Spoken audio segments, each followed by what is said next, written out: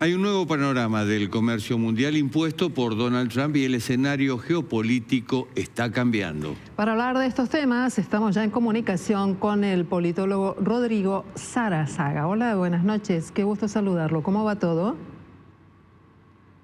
Me parece que hay una confusión. Yo soy Carlos Sarazaga.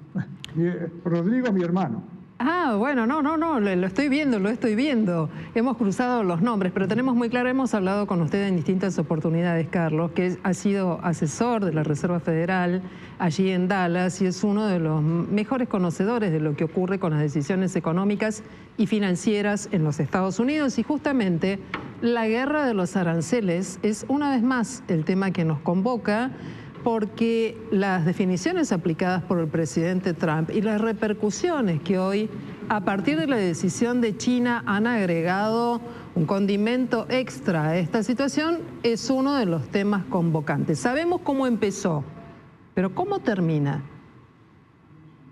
Y es una muy buena pregunta. Los mercados acá no... Como discutimos en algún programa anterior, alguna gente anticipaba que esto era una herramienta de negociación y que Trump se iba a prestar a cambiar un poco a negociar las tarifas, pero lamentablemente lo que está mostrando la administración es que realmente es una propuesta un poco extrema y no hay mucha posibilidad de cambiarla en el corto plazo, lo cual quiere decir que estamos en esto por un plazo bastante largo, ¿no? Carlos, en cierto modo, bueno, hoy Jerome Powell, que es el presidente de la Reserva Federal, ha dicho que esto puede traer inflación, desaceleración del crecimiento de la economía de Estados Unidos e inclusive desempleo. Y lo está diciendo el presidente de la Reserva Federal, nada menos. Correcto, sí, eso creo que lo habíamos hablado también. Esto puede tener consecuencias graves desde el punto de vista institucional porque el presidente Trump ha estado pidiendo que la Reserva Federal baje las tasas de interés, lo cual es preocupante porque en presencia de la inflación tiene que ser exactamente lo contrario. O sea que estamos en una situación complicada porque más allá de las tarifas esto va a tener consecuencias económicas que pueden llevar a verdaderos conflictos de poderes. Incluso, por ejemplo, algunos senadores republicanos están hablando de tratar de revertir las tarifas, pero esto plantea muchos problemas constitucionales porque eventualmente, aunque pasara una ley, el presidente Trump podría vetarla y veríamos a la Corte Suprema. O sea que yo creo que este es un conflicto que va para bastante más rato de lo que pensaban los que eran optimistas acerca de los motivos del presidente Trump para imponer estas tarifas. Carlos, y justamente la pregunta tiene que ver probablemente con las cuestiones políticas en este caso, porque está enmarcada en la idea de quién le pone un límite al presidente si continúa tomando este tipo de medidas y genera repercusiones adversas, ya no solo para la economía de los norteamericanos. Correcto, para eso creo que está mejor preparado mi hermano Rodrigo, que es politicólogo, pero como economista, que como ciudadano de este país, lo que yo veo es que la capacidad de reacción del Congreso en este momento es muy limitada, porque ningún republicano quiere realmente hacer una oposición demasiado frontal, apenas 3 meses de asumido un presidente de su partido. O sea que estamos en una situación política realmente complicada. Pero me refiero, y centrándolo en lo económico y financiero, los factores de poder, los empresarios, las grandes empresas, la banca, ¿hace algún tipo de comentario a partir de este tipo de decisiones del presidente Trump o no? Sí, hacen comentarios, incluso quien fue su secretario del Tesoro en la administración anterior, Steven Mnuchin, ha hecho comentarios diciendo que la prolongación de estas tarifas a estos niveles exorbitantes es peligrosa, pero yo creo que aquí el presidente tiene una gran autonomía, el Poder Ejecutivo, como el de Argentina, puede tener... En Argentina están los decretos nacionales de los DNU, acá hay algo equivalente que son las órdenes ejecutivas, y es muy difícil en este momento crear un clima político más allá de que los empresarios se quejen. También tenemos que recordar que muchos de estos empresarios estaban atrás de Trump. Y ahora darse vuelta en 3 meses es un poco complicado para ellos. ¿Será que la política impulsa la agenda y la economía queda en un segundo plano? Yo creo que la economía va a empezar a pasar a un primer plano en la medida en que lo que dijo hoy el presidente de la Reserva Federal sea cierto. Si hay casi todo el mundo coincide en que va a haber inflación, y debemos recordar que Trump ganó en su plataforma diciendo que él iba a terminar con la inflación. O sea que a medida que vaya transcurriendo el tiempo, vamos a ver probablemente la preocupación económica va a tomar prioridad y hay que ver qué pasa entonces en las elecciones intermedias del año que viene. Pero estamos hablando de noviembre del año que viene, o sea que todavía hay mucho territorio que recorrer antes de llegar a ese punto y pueden pasar muchas cosas negativas en el interín. Hay una extraña paradoja, y ahí lo estábamos viendo a Xi Jinping, y es que estas medidas al fin y al cabo terminan beneficiando a China. ¿Por qué? Porque China se está acercando a aquellos que eran o son aliados de Estados Unidos y en cierto modo le está ganando terreno. Y pongo un solo ejemplo, Myanmar, un desastre con 3.000 muertos. China aportó 84 millones de dólares.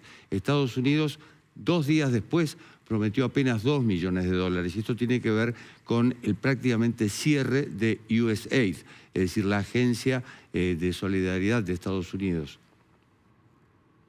Sí, correcto. Yo creo que estamos en un mundo en el cual el rol de Estados Unidos como líder razonable de Occidente se está perdiendo. Y hay que recordar que en junio del año pasado hubo 16 premios Nobel que advirtieron que las políticas que estaba pensando Trump, si se las tomaba en serio, iba a tener estas consecuencias catastróficas de inflación y de una pérdida de preeminencia de los Estados Unidos en el mundo. O sea que hubo 16 premios Nobel que básicamente han sido ignorados hasta ahora. Veremos si logran tener alguna influencia en los meses venideros. Mientras tanto, aquí desde la Argentina estamos observando estas alternativas. También al país le han tocado estos aranceles, pero esta mañana el presidente Javier Milei regresó de otro viaje, breve por cierto, a los Estados Unidos. Pretendía encontrarse con el presidente Donald Trump y esto no ocurrió. ¿Algún tipo de previsión para tener en cuenta a partir de este hecho? ¿Alguna situación en la que se esté poniendo la lupa? No, yo creo que cuando leí la noticia de que iba a ir a Mar-a-Lago pensé que era muy difícil que se encontrara con Trump, porque en este momento Trump está en medio de la trinchera con el tema de los aranceles, muy ocupado, y tiene una plataforma mercantilista, proteccionista, que va en contra de nuestro presidente en Argentina. Entonces, es muy difícil saber cómo pueden congeniar dos pensamientos que son diametralmente opuestos, porque Milei es un liberal genuino, cree en el precio de mercado, cree en el libre comercio, que es todo lo contrario de Trump. Así que es un poco desconcertante que piense que va a encontrar mucho apoyo a la Argentina en este momento, a la Argentina de Estados Unidos en este momento. De hecho, el gobierno argentino ha procurado minimizar el 10% de aranceles, e inclusive el mismo presidente dijo que se iban a poner de acuerdo, que quedaban algunos productos nomás para ponerse de acuerdo. El 10% digamos que es la base de estos aranceles en todo el mundo. Sí, bueno, pero creo que los impuestos al acero y al aluminio van a ser muy difíciles de cambiar. Eso tiene mucha influencia en la industria argentina. Yo, por ejemplo, acá en Dallas podría comprar peras de Argentina, que son mucho mejores que las de Estados Unidos, y con el 10% voy a tener que comprar la de California, que tiene sabor a plástico. Bueno, un ejemplo muy claro. Ahora, más allá de las distintas lecturas sobre la economía, este desencuentro podría ser un preámbulo de una situación un poco más delicada. Argentina parece buscar en los Estados Unidos un alineamiento total, más allá, insisto, de las distintas miradas, tratando de lograr la influencia de este país en algunas decisiones, por ejemplo, de organismos multilaterales de crédito. ¿Puede pasar esto o no? Bueno, creo que en la medida que la influencia de Estados Unidos en el mundo, o sea, obviamente Estados Unidos estaba trabajando junto con Europa, ahora los europeos van a estar más reticentes a seguir los consejos de los Estados Unidos, y yo creo que en este momento el impacto en Argentina, cuando uno tiene todas las medidas, va a ser negativo en el sentido de que si hay una recesión mundial, nuestro país va a sufrir las consecuencias.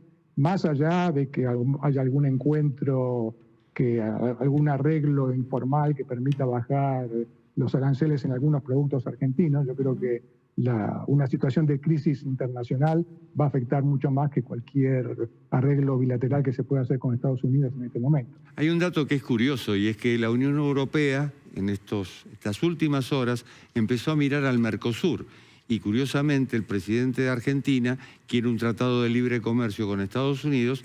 Si eso significa salirse del Mercosur, al parecer no es un problema. Bueno, ahora hay que tener en cuenta, cuando uno ve la estructura de las tarifas, América Latina ha sido la menos desfavorecida. Entonces uno empieza a pensar que va a haber un proceso de triangulación. Obviamente se va a beneficiar más México, pero si no se puede importar directamente de Vietnam, cabría pensar que a lo mejor van a tratar de hacerlo desde Argentina, Brasil o Chile. Y en ese sentido, a lo mejor sería bueno tener una estrategia común con los países del Mercosur, a ver cómo se puede aprovechar de esta oportunidad de arbitrar con la triangulación, que no va a ser obviamente una panacea, pero es una buena alternativa para paliar los resultados negativos de estas tarifas exorbitantes que se han impuesto a otros países. Carlos, estuvimos leyendo un artículo de The Economist que sugería al Fondo Monetario que cerrara un acuerdo con la Argentina, que fuese generoso, pero que aplicara ciertos condicionamientos. ¿Coincide con esta idea?